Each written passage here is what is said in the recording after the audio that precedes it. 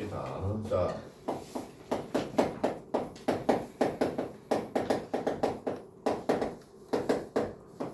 자, 무슨 특별법이? 민사특별법. 민사특별법은 몇 개가 있어요? 여러 가지. 그렇죠. 자, 여기 봐봐요. 민사특별법. 몇 자? 다섯 자, 그러면 주임법. 자, 주택임대차보호법. 그 다음에 두 번째 상임법. 자, 세 번째로 관련돼서 명의신탁. 부실법이 있고요. 다음 네 번째로 관련돼서 집사법이 있어. 아파트. 그러니까 건물 소유물 관리하는 법. 다섯 번째 가담법이 가담법. 가등기 담보에 관한 법률이거든. 가담법과 관련돼서. 가담법은 조문 몇 개 되지도 않아 사실. 가담법은 18개 조문이 되거든. 18개 조문으로 됨으로써 자, 이거 이렇게 생각하면 돼요. 가정법과 관련돼서 거기에다 포인트를 이렇게 잡아놔요. 자, 가장 밑에 기본 포맷으로 잡아놔요. 답이 여기 뭐예요? 답이 이제 채권자예요. 채권자예요. 어리 뭐예요? 채무자죠. 그래서 그 뭐예요? 채무자가 채권자한테 가서 건져주어줘. 그래서 1억이죠. 그럼 1억을 그냥 말없이 꺼줘요? 아니요. 아니죠. 요 집이 한 채 있거든. 집이 뭐라는 거예요? 이게 2억짜리네요. 자, 2억짜리인데 뭐예요? 2억짜리인데 그러면 어리 뭐라고 그래요? 저한테 명의를 양도해 놓겠다. 명의를 양도해 놓는다는 거야. 그럼 이 사람은 뭐가 돼요? 양도인. 이 사람은 양수인이라는 거. 그걸 기억해 줘야 돼요. 양수인 관계. 그러면 요거 공통점.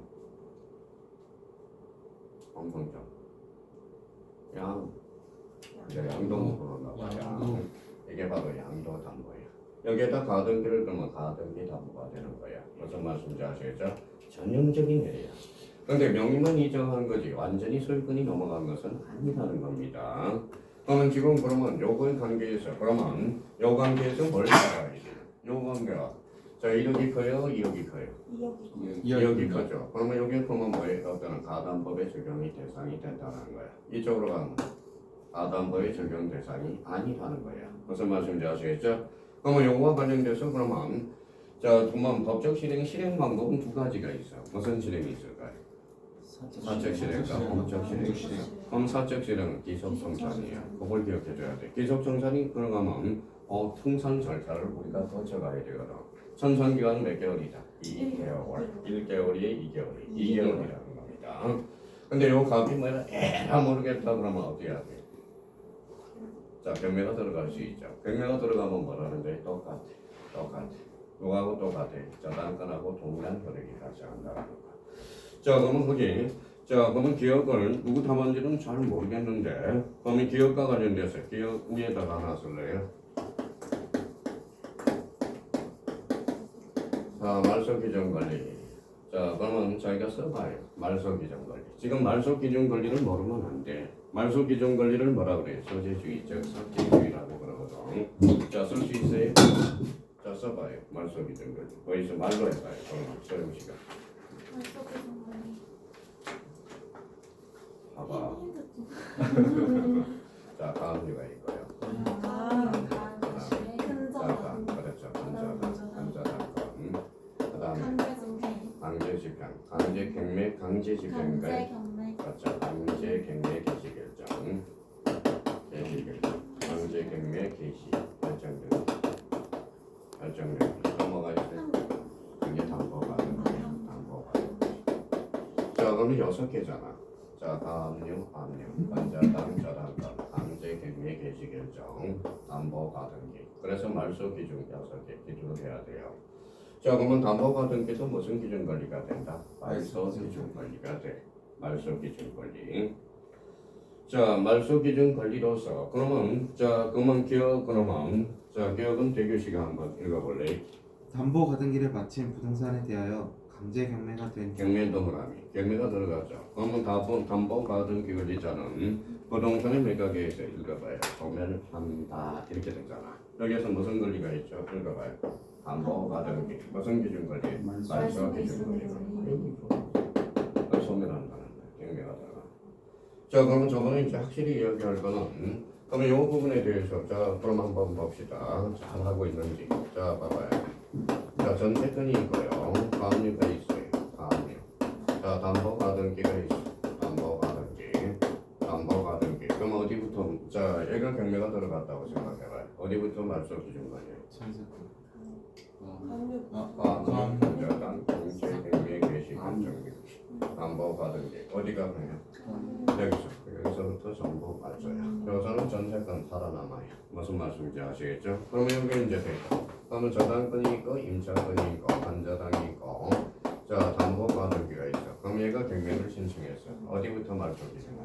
저당권. 그럼 여기에서 전부 말소가 된다는 거야. 그러면 요 이긴 임차권 말소된다는 겁니다. 이게 바로 무슨 기준 권리다? 말소 기준 권리. 그러면 말소 기준 권리는 몇 개? 6개. 그래서 가압류 2개, 반저당 2개, 강제 경매 개시 결정, 담보 가등기. 이거는 좀 외워주셔야 된다는 거 기억해 두시고. 자, 그러면 이제 수능시 지웠으니까 여기 한번 읽어봐요. 가압류, 반저당, 강매 경제 개시 결정. 그다음에 그리고 담보 가등기. 그래서 6개 정도 얘기가 돼. 그러면 여기에서 이제 중개사법에서 보면 인수주의는 몇 개? 3개 대표적으로 규칙과 그다음에 법정지상권, 공유규칙 이렇게 해서 그러니까 시험에 자주 출제된단 말이야.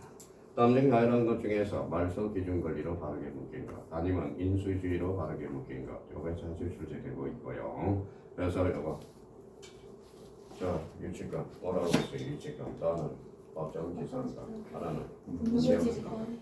공유규칙권. 자, 기억을 꼭 더듬어 놓으셔야 돼요. 그러면 기억은 어때요? X의 원인, 결론 X가 된다는 걸 잡아놓으시고. 자, 니은 읽어볼래요? 되겠지? 가등기의 피담보 채권은 당사자의 약정과 관계없이 가등기의 원인 증서인 매매 예약서상의 매매 대금 한도로 제한된다. 아니, 매매 예약서니까 매매 대금은 한도로 제한된다. 이러면 틀리겠죠. 엄마가 돼요. 제한이 없다. 이건 누가 답안지 오답 정리 잘 해놨더라고 보니까. 자, 그래서 니은은 한도 제한이 없다라는 것. 이렇게 해서 우리가 잡아줘야 돼요. 자, 이것이 상당히 중요합니다. 이것과 관련돼서는 그러면 여기 봐봐요.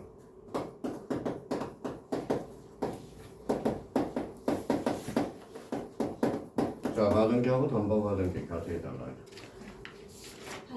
달라요. 왜 달라요? 가등기는 그냥 순위만 보정을 하는 거고 좋아요. 담보 가등기는 그 물건이든 채권이든 같은 거에 지정돼서 이 물건 등기를 보존한다는 의미까지 같이 있어서. 자, 그러면 이제 한번 봅시다. 좀 거진 90%는 맞게 설명했는데 그냥 달라 그냥. 가등기와 담보가등기는 달라. 앞에 뭐가 붙었어요? 담보가등기. 그럼 가등기는 기본적으로 아까 말씀하셨던 대로 자, 순위 보정이야. 자, 읽어봐요. 담보 그러지 말고 경매청구권 경매청구권.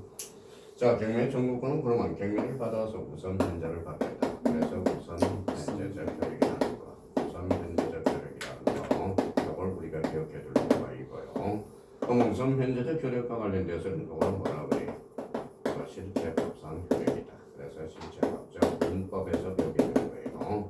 그러면 실체법상 효력이다. 자, 그러면 담보가등기와 경매가 들어가면 뭐하고 똑같아요? 저당권하고 똑같아요. 그러면 여기 읽어봐요. 읽어볼래? 우하면 우물물이 없다. 자, 그러면 우선 변제적 효력. 그럼 담보가등기에도 결론적으로 무슨 대의가 나타나? 물상대의가 성립된다고. 그래서 물상대의. 그래서 자, 근데 이제 이게 중요한 게 아니라 일반 가등기는 그러면 어디? 바꾸고 여기는 얼굴가 돼요. 바꿔 얼굴이에요. 그러면 담보가등기는 변칙담보로서 소유권 이전 범위가 돼. 그러면 소유권 이전 범위니까 결론적으로 이거는 가부에 기록된단 말이에요. 이거는 그러면 결론적으로 명의신탁의 적용 대상이고. 자, 그러면 담보가등기는 명의가 이전되니까 어때? 이거는 명의신탁의 대상이 아니라는 거. 그거까지는 머릿속에 딱 잡아둘 필요가 있어. 그러면 여기 봐봐요. 그러면 이제 앞으로 실무를 가실 때 여기 봐봐요. 여기도 가부 있죠. 여기도 가부가 있죠. 그러면 가부에 적혀 있는 것은 읽어봐요. 통상 일반 가등기인지 담보 가등기인지 구별력이 떨어진다는 거예요. 그러면 전화를 해야 돼. 여보세요. 일반 가등기, 담보 가등기요. 그러면 주인이 담보 가등기입니다. 그럼 담보 가등기야. 그러면 일반 가등기다 그러면 일반 가등기로 가는 거야. 근데 여기 봐봐요. 얼굴에 적혀 있는 것은 물어볼 필요도 없죠. 뭐야? 일반 가등기라는 거. 그러면 그게 바로 디귿이야. 한번 읽어보실래요? 디귿이? 가등기가 담보 가등기인지 여부는 거래의 실질과 당사자의 의사 해석에 따라 결정이 된다. 자, 그래서 이제 당사자 의사 결정에 따라서 결정된다. 그래서 디귿은 맞아요, 틀려요? 맞다라는 거. 디귿은 맞다라는 겁니다. 자, 그러면 여기에 대해서 그럼 리얼이네요. 리얼 한번 읽어보실래요? 가등기 담보 부동산의 예약 당시 시가가 그 피담보 채무에게 미달하는 경우에는 청산금 평가에게 통지를 할 필요가 없다. 그러니까 미달했으니까 청산금 평가에게 통지를 할 필요가 없다라는 거야. 그 적용 대상과는 달라요. 그래서 미달하면 청산금 평가에게 통지를 뭐다 할 필요는 없다라는 거야. 그래서 정답은 대판 디귿과 리얼. 정답은 이게 맞아요. 그 채무액이라서 그런 거 아니에요? 이게 그 채무액 말고 다른 경우에는 미달하더라도 청산금의 평가액에 통지를 해줘야 되지 않나? 그럼 그거는 이제 청산금에 대한 거고. 아, 청산금. 청산금의 평가액이야. 여기서는 평가액이에요. 그러니까 가등기 담보 부동산의 예약 당시 시가가 자 피담보 제도에 미달하는 경우 청산금 평가액 통지를 할 필요가 없다. 근데 여기에서 자꾸 사람들이 요구하니까요. 자 그러면 봐봐요. 여기 A라는 사람이 채권자고 B가 뭐예요? 채무자야. 그래서 집안채가 여기 1억이야. 1억 2천이라고 생각하고 이렇게 이제 명의를 양도받았어요. 그럼 1억을 부어줘서 근데 이자를 쳐서 1억 7천이야. 그렇죠? 1억 7천이면 여기 1억 7천하고 1억 2천 어디가 커요? 됐죠? 그러면 이때는 가담법의 적용이 없다라는 거. 그거 자꾸 헷갈리는 거야. 무슨 말씀인지 아시겠죠? 그럼 요거할 때는 뭐다 할 때는 적용이 있겠죠. 그러니까 요 부분에 대해서 다시 한번 확인하고 그럼 여기에 대해서 그러면 또 중요한 것은 여기 한번 봐봐요. 그러면 1억 7천 합치니까 1억 7천. 만약에 이렇게 된다면 뭐예요? 1억 7천이고 만약에 1억이 여기 뭐 1억 1천만 원이 이자가 붙었다. 이때는 1억 2천이고 여기는 그러면 이쪽이 크죠. 어때는 가담법의 적용이 있다는 거야. 1억을 돌려주라는 겁니다. 무슨 말씀인지 아시겠죠? 이게 담보 가등기 하나 나오게 되는 게 바로 제도적 의의가 된다는 거. 근데 교수님 그러면은 이게 피담보 채무액이라는 건 이게 예약 당시니까 이게 가담법에 적용이 없다는 얘기가 아니고. 아니 그거는 다르다니까. 미달하는 경우는 요거는 청산금 평가에게 통지를 할 필요가 없다는 거야. 통지.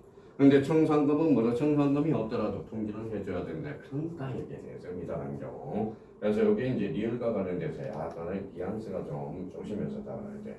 그러니까 미달하는 경우에는 청산금 평가. 그러면 만약에 요거하고 미달됐어. 어디가 크다라는 거예요? 이거가 크다라는 거야. 근데 미달하는 경우는 담보 받은 게 적용 대상에서 뭐 된다. 내줘야 된다는 거. 그거하고 조심하라는 거야. 그거하고. 그거는 이제 그러니까 미달하는 경우는 용 청산금 평가에 대해서 통지를 할 필요가 없다라는 거. 적용 그럼 요거 한번 읽어볼래?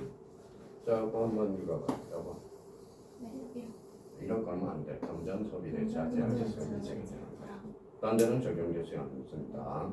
금전 소비대 자제하게서만. 이렇게 이제 그러면 만약에 여기 보증금이 있다. 임차 보증금이 적용이 있어 없어? 없다라는 거. 그걸 한번 확인을 해줄 필요가 근데 있어요. 여기서 피담보 채무액이라는 게 지금 저기 금전소비대차 계약에서 그 1억이라는 그거를 얘기하는 거예요. 그렇죠. 그러면 이럴 거야. 근데 그러면은 이 부동산 가격보다 이게 피담보 채무액이 크다는 얘기지 않습니까? 자, 근데 이제 가등기 담보 예약 당시 시가가 자 피담보 채무액에 미달한데 예약 당시 시가가. 그런 경우에는 청산금 평가에 대해서는 통지할 필요가 없어. 그런데 청산금이 없다라고는 알려줘야 돼요.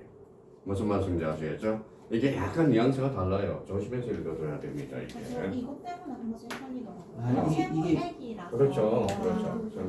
그래서 제가 아까 얘기했던 청산금하고 다시가 다른 거예요. 그렇죠. 청산금하고 청산금 평가에 이제 조심해서 알아놔야 돼요. 그러니까 예약 당시라는 거는 이 가등기 담보를 설정할 당시를 말하는 그렇죠. 거죠. 철저히 관찰을 해야죠. 그러면 이렇게 저도 이제 이게 좀 이해가 안 됐던 게 뭐냐면은 네. 부동산 가액이 낮다면은 네. 작다면은 아예 가담법에 적용이 안 될 텐데 네. 왜 통지를 해야 된다 뭐 할 필요가 있다 없다 이걸 원하는지를 가등기 담보 3조에 나와 있어요. 3조에 대해서 이게 규정이 있는데 그러면 청산금 평가에 대해서는 뭐라고 나와 있느냐? 통제할 것이 아니라고 나와 있어. 그러면 가담법 3조의 근거를 갖고 있어요. 그러니까 이거는 법에 근거하고 있기 때문에 그렇다는 겁니다. 그러니까 요거와 관련돼서 가담법은 자 특히 이제 기업 자주 출제되니까 대비해 두시고 자 니은과 관련돼서 그다음에 디귿과 관련돼서 그다음에 니은 요거 다 자주 출제되는 것들이네. 그러니까 요걸 한번 잡아서 보시면서 달아놔야 된다라는 거. 그래서 그래서 정리를 하는데 리을에 채무액이라고 나오면은 돈을 빌린 금액이 되는 거니까 이게 예약 당시에 그 미달했을 경우에는 가당기 담보가 아예 적용이 안 되는 거를 말하는 게 지금 그게 이 그 질문인 의미하고 다르다니까. 이 질문이 아니에요. 아니라니까. 그거는 완전 다른 거. 차용액이거든.